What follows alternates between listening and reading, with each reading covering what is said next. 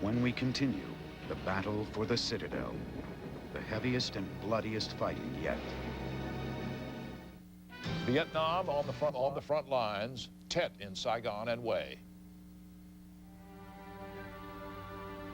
North of the Perfume River, the battle for the ancient imperial city of Hue was being fought by ARVN, the Army of South Vietnam. But after 11 days of fighting, more than half the citadel was still in enemy hands. They weren't making any headway at all. So we were to go up and clear the citadel. 38-year-old Bob Thompson from Tupelo, Mississippi, was the commander of the 1st Battalion, 5th Marines, the 1-5. A 16-year veteran of the Marine Corps, Major Thompson was sent into Hue on February 11th to secure the area along the citadel's northeast wall. But dislodging the enemy from the citadel, with its thick stone houses and huge surrounding wall, wouldn't be easy. It was really an impenetrable wall. I remember Colonel Hughes said, "We'll blow that wall away." No, you won't. Yeah, we'll be 20 years blowing this wall away. That just won't work. And to make matters worse, the South Vietnamese had also banned the use of heavy artillery to try to prevent destruction to the city. So without any additional firepower, on February 13th, 1-5 began its attack. We got no further than maybe 30, 40 yards. The sound of small arms was horrendous. 19-year-old Robert Carroll from Fresno, California, had been in Vietnam since the previous Thanksgiving. A Lance Corporal, he was in the lead with A Company when it was attacked. They were waiting.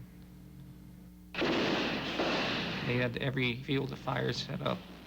They knew every cross-section. They had every second story where they could look down on us and see every direction we were moving.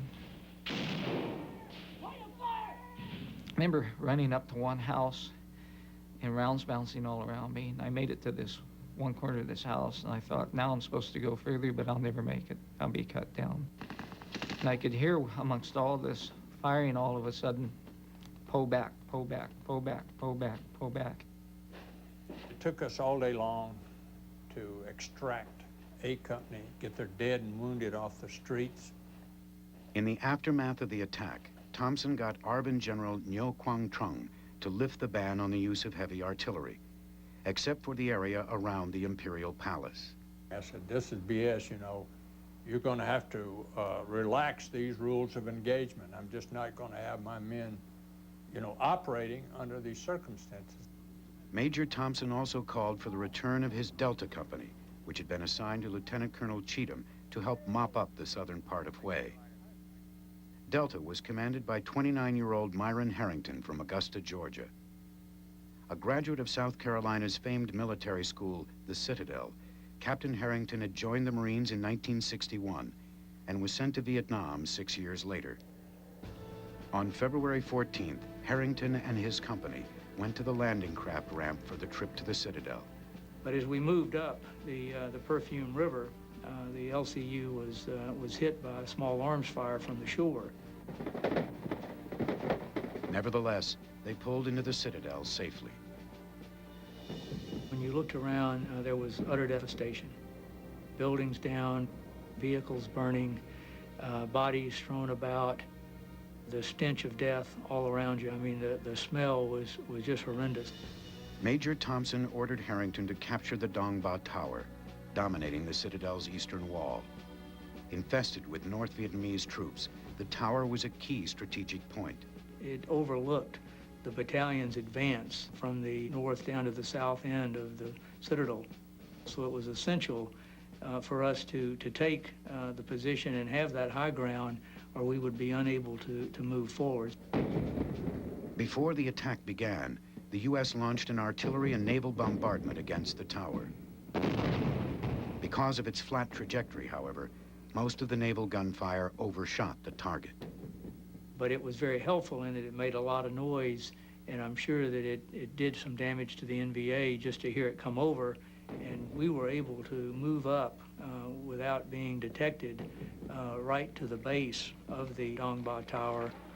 Harrington sent Corporal Maurice Whitmer and his squad up on the wall, but they instantly came under sniper fire. And the bullets were clicking all around us. You can hear them whining overhead. 20-year-old Whitmer from Long Beach, California, was on his second tour of duty in Vietnam.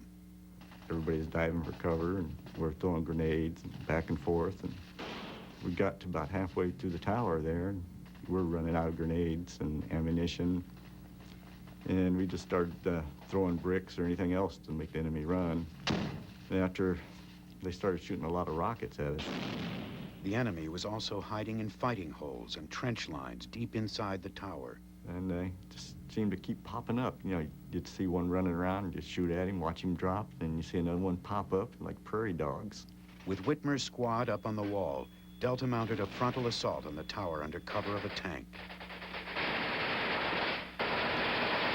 The intensity of fire was incredible. I mean, you could not believe how loud it was because you had all these weapons going off, and the reverberation of the sound off the concrete buildings and off the wall just made the din almost unbearable. Captain Harrington also made the difficult decision to call in the artillery from Phu Bai, 10 miles away. We were attacking into the guns.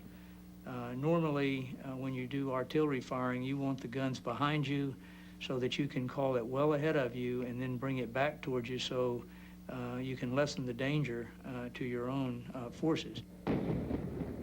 We were having the artillery firing directly at us. So we were calling the artillery within 50 meters in front of us. That's what you call danger close, and you only do that under the most utmost and difficult of combat situations. Fighting up on the wall during the blistering battle, 20-year-old Lance Corporal Don Hammonds was hit by enemy fire and screamed for help. He lived for about 2 minutes, and he died there with Megs and I beside him. You know, he's just telling us, man, I'm hit bad. What's my family gonna do? What's my family gonna do? Because his wife had just had a baby a couple of months before. And that was a hard one to take. That moment, captured by Pulitzer Prize-winning photographer Kyoichi Sawada, was among a series of combat pictures he took for UPI during the battle for the Citadel. I'm on the radio talking at that time, and I don't know why I'm looking off, but we must have seen or heard something off to our flank there that we were looking at. At the time, Harrington was unaware that Sawada was taking this picture of him with his command post. To have that cross just right there in the middle of it gives you a real spooky feeling afterwards to see that, because, you know, as I was going through that battle, I knew there was something else there protecting me, and 32 years later, I see that picture, I see that cross, and incredible. By the end of February 16th, after suffering 40% casualties, Captain Harrington's Delta Company had taken the Dong Ba Tower. I was talking to his gunny sergeant the next morning, and the gunny called me over the side and he says, you know, my captain was magnificent last night. When we continue, the brutal final fight to retake the Citadel. After retaking the Dong Ba Tower, the bloody battle for ancient Hue continued as the Marines pushed southeast along the Citadel wall. Every morning you would wake up and you'd hear the diesel tanks fire up, and you knew it was time to move out, and it was time to take another block.